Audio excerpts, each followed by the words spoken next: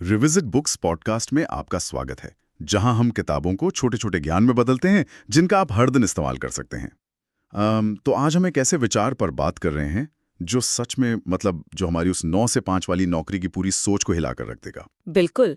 और ये एक ऐसी चर्चा होने वाली है जो शायद कई लोगों के लिए बहुत जरूरी है। हाँ, क्योंकि एक पल के लिए इस स्थिति के बारे में सोचिए। मान लीजिए एक इंसान है जो हफ्ते में 80 घंटे काम करता है और साल का $1 लाख कमाता है। काफी मेहनत कर रहा है। और दूसरा इंसान हफ्ते में सिर्फ 10 घंटे काम करके $50,000 कमाता है। अब समाज की नजरों में तो पहला इंसान अमीर है ना? जाहिर है, पारंपरिक गणित तो यही कहता है। लेकिन आज हम ये साबित करने वाले हैं कि वो दूसरा इंसान असल में पहले वाले से कहीं ज्यादा रईस है। और ये पूरी चर्चा आधारित है टिमोथी फेरिस की बहुत ही मशहूर किताब द 4 आवर वर्क वीक पर, जो कि अपने आप में एक बहुत ही क्रांतिकारी किताब है। बिल्कुल।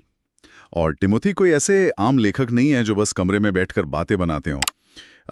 वो एक सीरियल एंटरप्रेन्योर हैं, टैंगो डांस में वर्ल्ड रिकॉर्ड होल्डर हैं और चीनी किकबॉक्सिंग के चैंपियन भी रह चुके हैं। हाँ, वो सच में एक बहुत ही अलग तरह के इंसान है। उनकी यही जो बहुमुखी प्रतिभा है ना, वो उनके विचारों में साफ दिखती है। सही कहा। देखिए, इस किताब का मुख्य उद्देश्य एक बहुत ही पुरानी और गहराई तक बैठी सोच को तोड़ना है, जिसे वो डिफर्ड लाइफ प्लान कहते हैं। मतलब टालमटोल वाली जिंदगी। एकदम सही। समाज हमें यही सिखाता है कि अपनी जवानी के जो सबसे बेहतरीन साल हैं, उन्हें किसी दफ्तर में खपा दो, अपनी इच्छाओं को दबाते रहो, ताकि जब आप 65 साल के हो जाएं और रिटायर हो, तब जाकर जिंदगी के मजे ले सके। ये तो बिल्कुल वैसा ही हुआ ना, जैसे हम एक केक का सबसे अच्छा और मीठा हिस्सा इस डर से बचा कर रख रहे हैं कि उसे बिल्कुल अंत में खाएंगे। हाँ, बहुत बढ़िया एनालॉजी है। लेकिन जब तक वो अंत आता है तब तक वो केक खराब हो चुका होता है। मतलब लेखक सीधे तौर पर पूछ रहे हैं कि उस केक को आज ही क्यों ना खाया जाए। बिल्कुल। और इसी सवाल के साथ वो हमें एक नई दुनिया से मिलाते हैं, जिसे वो न्यू रिच कहते हैं। न्यू रिच मतलब नए अमीर? हाँ, ये वो लोग हैं जो बैंक में जमा करोड़ों रुपयों को असली संपत्ति नहीं मानते।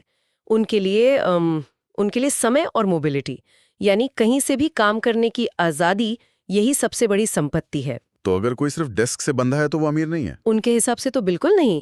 अगर अपनी मर्जी से अपना समय बिताने की आज़ादी नहीं है, तो वो ढेर सारा पैसा भी एक सुनहरी जंजीर ही है। लेकिन यहाँ एक सवाल आता है। हाँ। मतलब अगर लोग सुनेंगे कि हफ्ते में सिर्फ 4 घंटे काम करना है, तो वो कहेंगे कि ये तो आलसी बनने की बात हो रही है। ये एक बहुत ही आम गलतफहमी है। तो क्या सच में ये किताब कामचोर बनना सिखा रही है? देखिए, यहाँ सबसे दिलचस्प बात यह है कि कम काम करना आलस्य नहीं है। समस्या क्या है ना, हमारे समाज ने व्यस्त रहने को ही सफल होने का पर्याय मान लिया है। हाँ, अगर कोई 12 घंटे कंप्यूटर के सामने बैठा है तो वो बहुत मेहनती है। बिल्कुल, भले वो बस ईमेल रिफ्रेश कर रहा हो।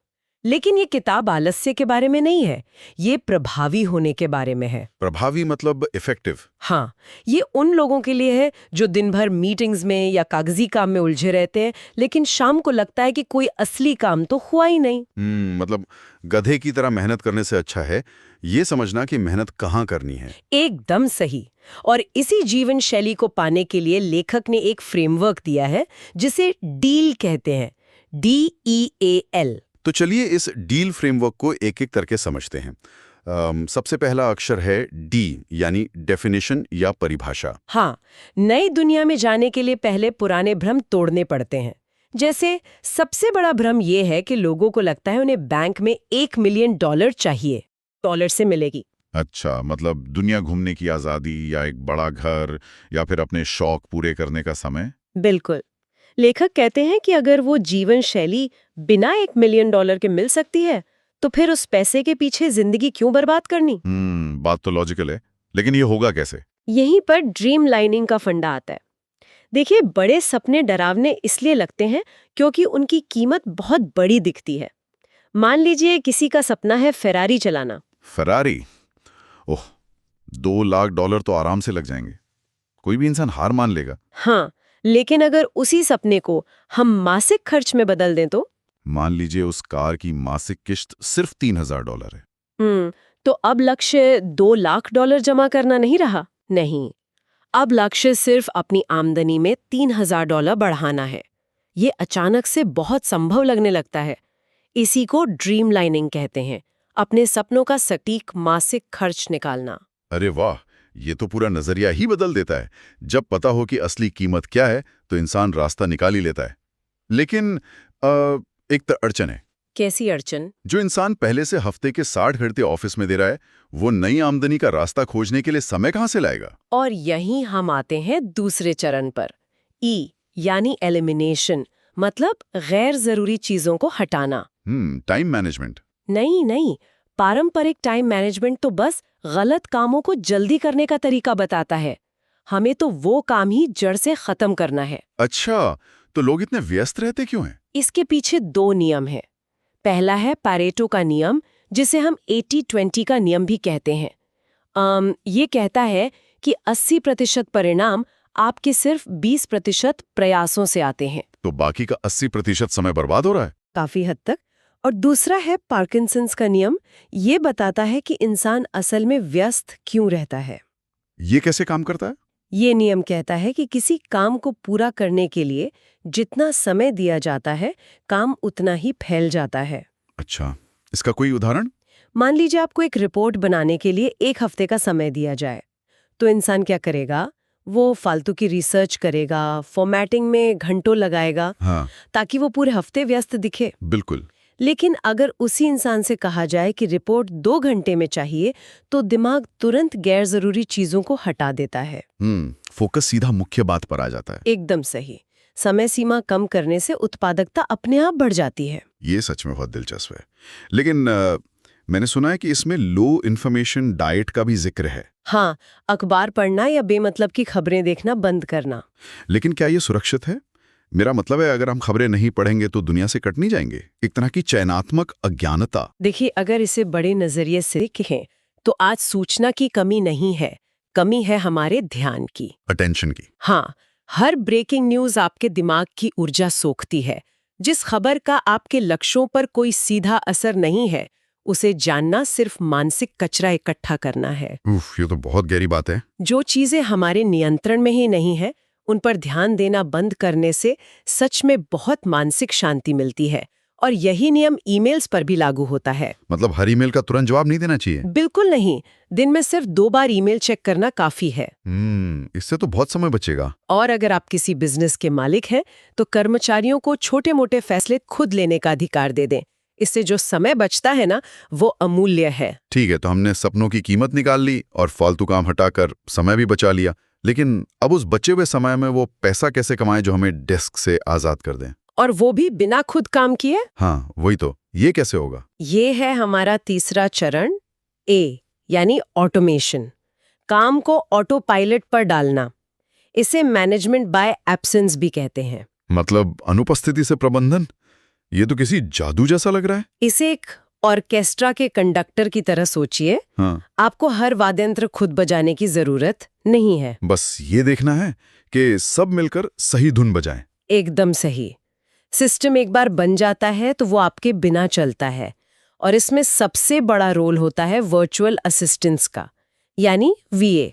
आजकल काफी लोग वीए का इस्तेमाल करते हैं, लेकिन इसमें वो आर्थिक फायदा कैसे होता है? फायदा होता है अलग अलग देशों की अर्थव्यवस्था के अंतर से। मान लीजिए आपके 1 घंटे के काम की कीमत $25 है। ठीक है। और आप अपना काम किसी दूसरे देश के एक बेहतरीन असिस्टेंट को सौंप देते हैं, जो शायद $30 प्रति दिन लेता है। मेरा मतलब है, अगर वो $5 प्रति घंटे के हिसाब से 8 घंटे काम करता है, तो कुल $40 हुए। तो मैंने सिर्फ $40 खर्च करके अपना पूरा एक दिन वापस खरीद लिया। बिल्कुल। आप $25 प्रति घंटे कमा सकते हैं और आपने अपना काम सस्ते में आउटसोर्स कर दिया। ये तो समय वापस खरीदने का बहुत ही जबरदस्त गणित है। लेकिन वो वीए काम किस चीज पर करेगा? कोई प्रोडक्ट तो होना चाहिए ना बेचने के लिए। हाँ, और यहीं पर आता है माइक्रो टेस्टिंग का फंडा। Micro testing? देखिए, पुराना तरीका कहता है कि पहले कोई बड़ा प्रोडक्ट बनाओ, पैसा लगाओ और फिर बेचने की कोशिश करो, जिसमें बहुत रिस्क है। बहुत ज्यादा। लेकिन माइक्रो टेस्टिंग कहता है पहले बेचो फिर बनाओ। लेकिन जब प्रोडक्ट है ही नहीं तो बेचेंगे कैसे? यही तो ट्रिक है। मान लीजिए आपको एक खास तरह की योगा मैट बनानी है। आप उसे बनाने में पैसा खर्च नहीं करते। आप सिर्फ एक वेब पेज बनाते हैं जहां उस मैट की जानकारी और खरीदे का बटन होता है। अच्छा, और फिर आप थोड़े पैसे लगाकर विज्ञापन चलाते हैं। जब लोग उस बटन पर क्लिक करते हैं तो उन्हें एक मैसेज दिखता है, माफ कीजिए, अभी आउट ऑफ स्टॉक है। अरे वाह, तो बिना पैसा लगाए पता चल गया कि लोग उसे खरीदेंगे या नहीं। एकदम सही। अगर लोग क्लिक कर रहे हैं मतलब मांग है, तब आप उसे बनाना शुरू करते हैं। ये तो सच में कमाल का तरीका है। तो अब हमारे पास प्रोडक्ट है, ऑटोमेशन है और पैसा भी आ रहा है। अब आखिरी चीज क्या है? अब आता है एल, लिबरेशन, यानी आजादी और मोबिलिटी, ऑफिस की दीवारों से मुक्ति। ये तो बिजनेस वालों के लिए ठीक है, लेकिन जो लोग नौकरी में हैं वो अपने बॉस को कैसे मनाएंगे? बॉस इतने भोले तो नहीं होते कि आप कहेंगे और वो मान जाएंगे। बात बॉस को धोखा देने की नहीं है, उन्हें ऐसे आंकड़े देने की बात है जिन्हें वो मना ना कर सकें। वो कैसे? एक प्लान बनाना होता है। जैसे आप मंगलवार और बुधवार को बीमारी की छुट्टी लेते हैं, लेकिन कहते हैं कि मैं घर से काम कर लूंगा। अच्छा, और फिर उन 2 दिनों में ऑफिस से भी ज्यादा काम करके दिखाना होता है? बिल्कुल। आप बॉस को दिखाते हैं कि घर पर आपकी उत्पादकता दोगुनी हो गई है। फिर आप कहते हैं क्यों ना इसे हर हफ्ते 2 दिन ट्राई करें। और जब कंपनी को फायदा दिखेगा तो वो मान ही जाएंगे। और धीरे धीरे आप इसे स्थायी रिमोट वर्क में बदल सकते हैं। क्या बात है। और जब आप किसी एक जगह से बंधे नहीं हैं, तब आप कुछ भी कर सकते हैं। हाँ, यहीं पर मिनी रिटायरमेंट का विचार आता है। 65 की उम्र का इंतजार करने के बजाय हर कुछ सालों में कुछ महीनों की छुट्टियां लें। जैसे स्पेन में जाकर रहना। हाँ, और अक्सर विदेशों में कुछ महीने एक स्थानीय नागरिक की तरह रहना हमारे अपने शहर के रोजमर्रा के खर्च से ज्यादा सस्ता पड़ता है। ओए, ये तो एक परफेक्ट जिंदगी लग रही है। लेकिन एक बात है, जब किसी के पास अचानक इतना खाली समय आ जाएगा, तो क्या वो घबरा नहीं जाएगा? ये बहुत ही जरूरी सवाल है। ये एक बहुत बड़ा मनोवैज्ञानिक पहलू है। हाँ, क्योंकि हम तो हमेशा काम करने के आदी रहे हैं ना। बिल्कुल। जब काम हट जाता है तो एक अजीब सा खालीपन या अपराध बोध महसूस होता है कि मैं कुछ कर क्यों नहीं रहा हूं। हाँ, इसलिए लिबरेशन का मतलब सिर्फ खाली बैठना नहीं है, उस खालीपन को अर्थ से भरना होता है। मतलब कोई नई भाषा सीखना या स्वयं सेवा करना। हाँ, या अपने बचपन के शौक पूरे करना। अगर इस खाली समय का कोई अर्थ नहीं है तो ये आजादी बहुत बड़ा बोझ बन सकती है। तो कुल मिलाकर बात सिर्फ काम से भागने की नहीं है, बल्कि अपनी शर्तों पर एक सार्थक जीवन जीने की है। बिल्कुल। अंत में मुझे स्टीव जॉब्स की वो बात याद आती है। कौन सी? उन्होंने कहा था कि अगर आज मेरे जीवन का आखिरी दिन होता तो क्या मैं वही काम करता जो मैं आज करने वाला हूँ। उफ, ये सवाल तो सच में सोचने पर मजबूर कर देता है। ये हमें दिखाता है कि हम अपना सबसे अनमोल समय कहाँ बिता रहे हैं। बिल्कुल। मतलब ये किताब सिर्फ एक गाइड नहीं है, ये एक तरह का आईना है जो हमें हमारी जिंदगी की असलियत दिखाता है। तो अगर कल अचानक पैसे की अहमियत खत्म हो जाए, तो आप सुबह उठकर सबसे पहला काम क्या करेंगी? शायद इसी सवाल में हमारी असली जिंदगी का रास्ता छिपा है। एकदम सही बात है। ये था आज का विश्लेषण। हालांकि यह चर्चा पुस्तक के पूरे पाठ का स्थान नहीं ले सकती, लेकिन ये इसकी शिक्षाओं की एक झलक जरूर दे सकती है।